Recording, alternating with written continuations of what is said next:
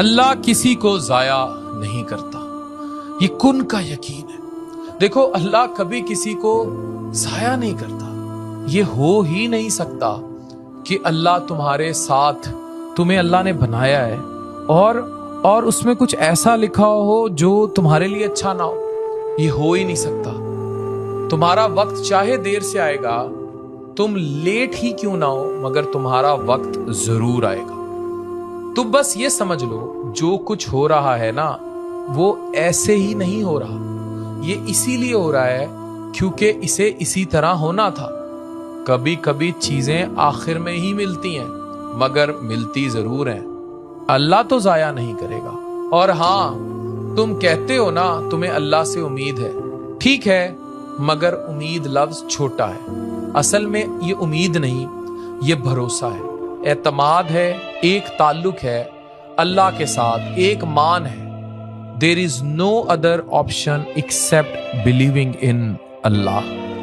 इसके सिवा कोई रास्ता ही नहीं। जब ये यकीन दिल में बैठ जाए ना, तो फिर इंसान कामिल हो जाता है। फिर इसे लगता है कि कायनात भी इसी के हक में फैसले कर रही है। फिर वो कहता है कि अल्लाह मुझे नहीं छोड़ सकता।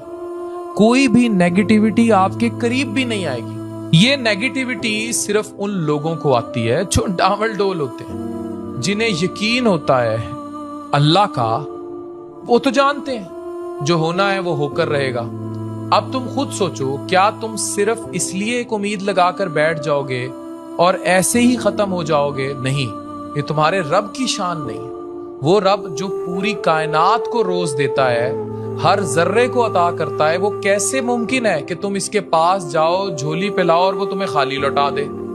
तुम बस इससे यूं बात करो, मेरे मालिक, दुनिया के सारे दरवाजे मेरे लिए बंद हो चुके हैं, अपनों ने साथ छोड़ दिया है, हर रास्ता मेरे खिलाफ हो गया है और अब मेरे पास तेरे सिवा कोई रास्ता नहीं।